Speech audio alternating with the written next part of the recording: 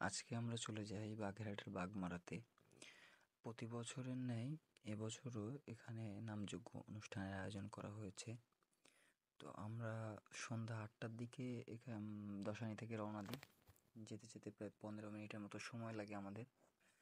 তারপর আমরা মন্দিরের সামনে দিয়েই কিছু দূরে গিয়ে স্কুল মাঠের ওখানে বাইকটা পার্ক করে আবার ব্যাক করি আমরা। এসে আমরা মন্দিরের ভিতরে ঢুকি। তো এসে দেখি অনেক ভক্তবৃন্দের সমাগম ঘটেছে এখানে। যদিও আজকে একটু বৃষ্টি হয়েছে, তারপরেও ভক্তের কোনো অভাব নেই। তারপর আমরা কিছু সময় এখানে নামযজ্ঞ শুনি এবং হরিনাম সংকীর্তন শুনি। তার কিছুক্ষণ পরে আমরা এখানে আমাদের সাথে অনেকের পূর্ব পরিচিত যারা, তাদের সাথে দেখা হয়। তাদের সাথে কথাবার্তা বলার পর আমরা রওনা দিই মেলার উদ্দেশ্যে।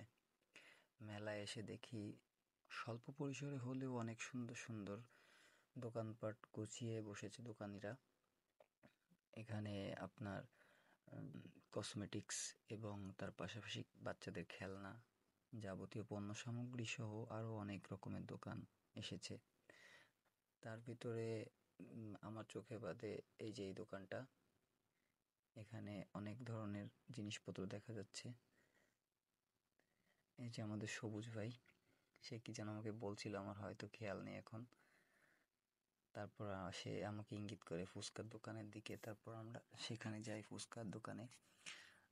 দোকানটা অনেক পরিপাটি ছিল এবং টুকটাক কাস্টমারও ছিল।